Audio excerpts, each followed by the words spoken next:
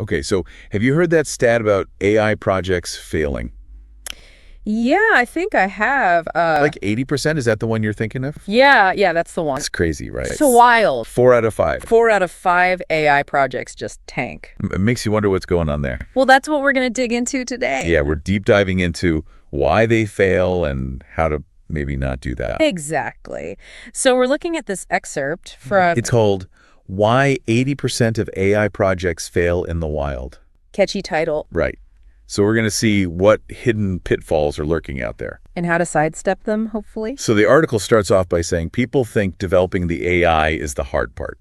Right. The idea is you just scale it up once you've got it. To just build the algorithm and then hit go, basically. Yeah, but that's not how it works in reality. So it's not like just flipping a switch and unleashing it on the world. Nope, it's way more complicated. Give me an example. Okay, imagine you built an AI that personalizes movie recommendations. Okay, so like a better version of what we already have. Exactly, and it works great for a small group of users in a pilot program. Sounds promising. But then you try to roll that out to millions of users. Across all kinds of devices. Yeah, phones, tablets, computers, everything.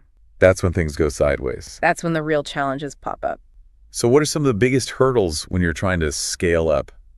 Well, one of the first things you run into is integration. Okay, that makes sense. Trying to get this brand new AI to play nice with all the company's existing systems. Which are probably a mess, let's be honest. Right. It can be a real logistical nightmare. And then there's the data piece, right? Oh, yeah. Data's huge. I mean, 80% failure rate, got to be some data issues in there. Absolutely. So as you scale, the amount of data explodes. Suddenly you're drowning in it.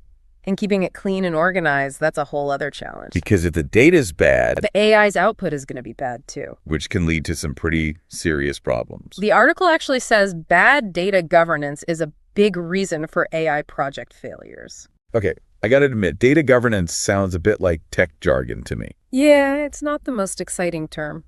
Can you break it down for me and for our listeners? Sure. Data governance is basically like having rules and procedures for your data. So it's like a quality control system. Exactly. You got to make sure the data is accurate, consistent, and secure. Otherwise, your AI is learning from garbage. Garbage in, garbage out, as they say. So you can't expect it to make good decisions. Exactly. It's not enough to just have a fancy algorithm. You got to feed it good data. And you got to manage that data properly. It's a package deal. And there's another piece to the puzzle, too. What's that? People. The human element. You got to have skilled people who can build, manage, and maintain these AI systems. They're the ones keeping the whole thing running. Right. And the article mentions a couple experts, Apanam Singh and Nick Renat. Yeah, they talk a lot about the importance of planning and resources. They say it's like buying a high-performance race car. But you don't have a mechanic to take care of it. Exactly. You need someone who knows what they're doing. So even if you've got the technical side down and the data is spotless... the AI can still fail if it's not user-friendly. Right. It's got to be easy for people to actually use. Think about an app that you love to use. One that just works really well. Why do you like it?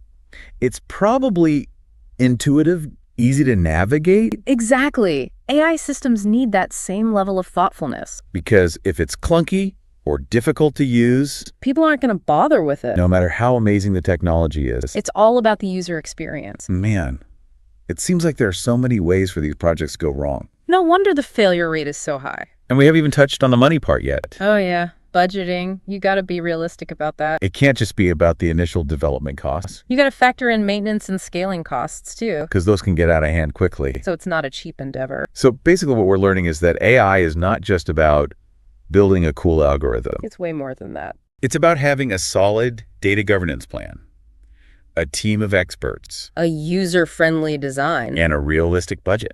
It's about seeing the big picture. It's about all the pieces working together. That's a great summary. So the big question is, if you were starting an AI project today, knowing what we know now, what's the one thing you would do differently? What's your biggest takeaway from all of this?